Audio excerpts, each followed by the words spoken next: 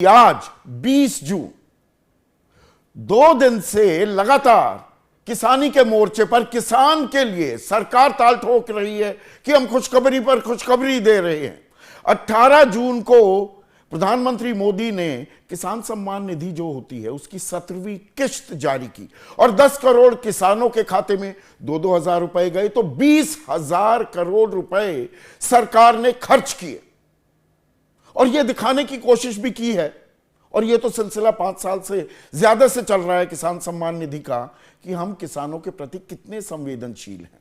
और कल अब खरीफ की फसलों का न्यूनतम समर्थन मूल्य जो है उसकी घोषणा की गई और घोषणा की सूचना और प्रसारण मंत्री अश्विनी वैष्णव ने यह भी दावा किया कि सरकार इस साल एमएसपी की खरीद पर 2 लाख करोड़ रुपए खर्च करने वाली है, पिछले साल से 35,000 करोड़ रुपए ज्यादा।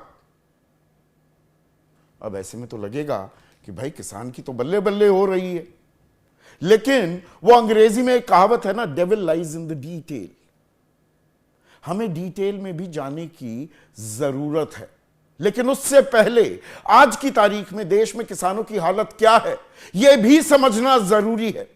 विशुद्ध किसानी से, और ये मेरे आंकड़े नहीं हैं, ये सरकार के आंकड़े हैं, एनएसएसओ के आंकड़े हैं, विशुद्ध किसानी से किसान प्रतिदिन 27 रुपए कमा रहा है, महज 27 रुपए। दरअसल वो मजदूरी से किसानी के बजाय ज्यादा पैसे कमा रहा है।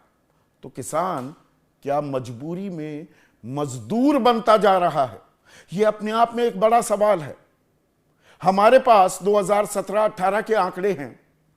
किसानों की जो आय है वो 10,218 रुपए प्रति माह है। इसमें किसानी भी आती है, मजदूरी भी आती है, पशुपालन भी आता है, बहुत सारी चीजें आती हैं। और यह होनी थी दोगुनी 31 दिसंबर 2022 को। 22 क्या 23 भी चला गया, 24 भी आधा चला गया, लेकिन वो किसानों की आय अभी तक दोगुनी नहीं हो पाई है। ओईसीडी का एक आंकड़ा है एमएसपी की, क्योंकि हम बात कर रहे हैं, और ये कोई किसानों की पैरोकारी करने वाला कोई संगठन या संस्था नहीं है। ये तो बहुत ही कमर्शियल है, बाजारवाद की पैरोकारी करती है यह संस्था। उन्होंने आकलन किया कि 2000 से 2015 के बीच भारतीय किसानों को 45 लाख करोड़, आंकड़ा फिर सुन लीजिए, 45 लाख करोड़ का नुकसान हुआ, क्योंकि उनकी फसल एमएसपी पर खरीदी नहीं जा रही थी। और पिछले साल का हमारा बजट 49 लाख करोड़ का था। तो आप अंदाजा लगा सकते हैं कि एक तो होती है घोषणा और एक होती है उसे जमीन पर उतारना, यानी कि हकीकत में तब्दील करना। अब जो आंकड़े आए हैं, खरीफ की 14 फसलें हैं, इसमें धान का बड़ा पुट होता है। 50% धान खरीदा जाता है एमएसपी पर। वैसे तो यह आंकड़ा 10% के आसपास ही लहराता है, लेकिन धान की जितनी फसल है वो 50% एमएसपी पर खरीदी जाती है। उसमें 117 रुपए का इजाफा किया गया है, 5% का इजाफा।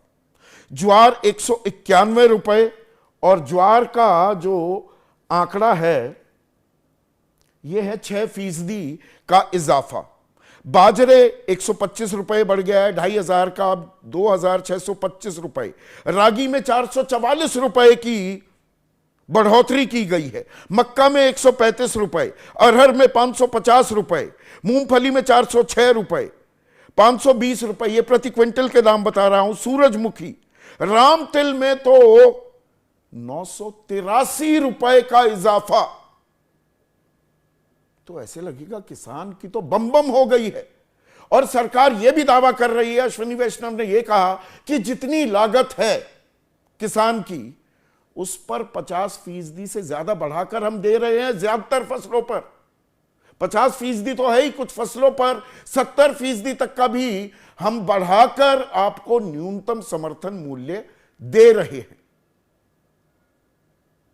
तो किसानों की आमदनी तो बढ़नी चाहिए, लेकिन इसमें जब प्रतिशत में जाते हैं तो हम ये पाते हैं कि दरअसल ये प्रतिशत जो है ये 5 से 7, 7.5% पर जाकर खत्म हो जाती है।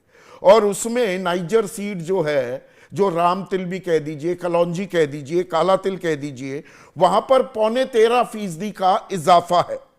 तूर अरहर की दाल जो है वो भी लगभग 7.8% का इजाफा। अब इसमें सरकार ये कह रही है कि दरअसल हम किसान को प्रोत्साहित करना चाहते हैं कि वो दलहन और तिलहन की तरफ जाए, वो पारंपरिक खेती को अब छोड़ दे। ये बहुत ज्यादा धान और गेहूं उगाना, इससे कुछ नहीं होता। वाटर लेवल भी खराब हो रहे हैं, बहुत ज्यादा है, इंसेक्टिसाइड पेस्टिसाइड का इस्तेमाल हो रहा है और इससे जमीन भी खराब हो रही है। अब ये बहुत ही नेक ख्याल है, लेकिन अब इसमें नजर डालें कि एमएसपी पर खरीद कितनी हो रही है। दाम तय करना अपने आप में एक चीज होती है। चावल का मैंने बताया, धान का मैंने आपको बताया 50% खरीद हो जाती है, गेहूं की भी 18%। जितनी फसल होती है वो खरीद लेती है सरकार। लेकिन तेल, तिलहन, वो कह रहे हैं दाम बढ़ा दिया। सरकार खरीदती कितना है? 2022-23 का आंकड़ा बता रहा हूं, और ministry of agriculture and farmers welfare, कृषि और किसान कल्याण मंत्रालय का यह आंकड़ा है। ये मेरी कोई इमेजिनेशन नहीं है। 0.13% तिलहन की खरीदी करती है सरकार और 0.43% की खरीदी करती है दलहन दालों की सरकार। और ज्वार, बाजरा, मक्का, रागी, आजकल बहुत इसके बारे में बात हो रही है। लोग वो रोटियां भी खाने लगे, अरे वापस जा रहे हैं। सरकार 0.26% खरीदी कर रही है। 0.26% का मतलब होता है 1 क्विंटल अगर ज्वार, बाजरा, रागी, मक्का किसान उगाता है तो उसका एक पाइया भर सरकार खरीदती है, सिर्फ पाइया भर। और अब लागत की बात पर आते हैं। सरकार कह रही है 50% लागत से ऊपर हम दे रहे हैं। इसमें 3 फॉर्मूले हैं। सरकार कहती है स्वामीनाथन आयोग को हमने लागू कर दिया। उन्होंने कहा था C2 + 50%। वो फॉर्मूला सरकार लगाने को तैयार ही नहीं, लागू करने को तैयार नहीं। 2015 फरवरी में तत्कालीन additional solicitor general Maninder Singh ने सरकार की तरफ से हलफनामा दाखिल किया था सुप्रीम कोर्ट में कि जी C2 + 50 दे दिया तो बंटाधार हो जाएगा, अर्थव्यवस्था का बेड़ा गर्क हो जाएगा। पर सरकार यहां अब भी ताल ठोकती है, हम लागत से ऊपर दे रहे हैं। अरे भाई, A2 पर दे रहे हो, A2FL पर दे रहे हो या C2 + 50? सरकार इस बात की तस्दीक, इस बात का खुलासा क्यों नहीं करती? और किसान जब 81 करोड़ 35 लाख लोगों को सरकार 5 किलो अनाज हर महीने दे रही है और 31 दिसंबर 2028 तक देगी, वो तो किसान की मेहनत की बलबूते पर हो रहा है ना। तो उसे मेहनत की माकूल कीमत क्यों नहीं मिलती? यह अपने आप में एक सवाल है। एमएसपी को प्रभावी बनाने का वादा किया गया था, उसी के बाद किसान आंदोलन, जिसमें 750 किसानों की मौत भी हो गई थी। 378 दिन किसान चिलचिलाती धूप और थरथराती ठंड और मूसलाधार बरसात में सड़कों पर बैठा रहा था जहां कीलें गाड़ दी गई थी। वो तब हुआ था आंदोलन वापस कि एमएसपी को प्रभावी बनाया जाएगा। वो कमेटी बने भी 2 साल हो गए, लेकिन प्रभावी बनाने का रोड मैप क्या है वो अभी सामने आने को तैयार नहीं है। ऐसे में किसान का भला कैसे होगा? क्या एमएसपी बढ़ने से कागजों में किसान का कल्याण हो जाएगा? और किसान का कल्याण नहीं होगा तो देश विश्व गुरु कैसे बनेगा? इसी पर आज मैं चर्चा करने वाला हूं।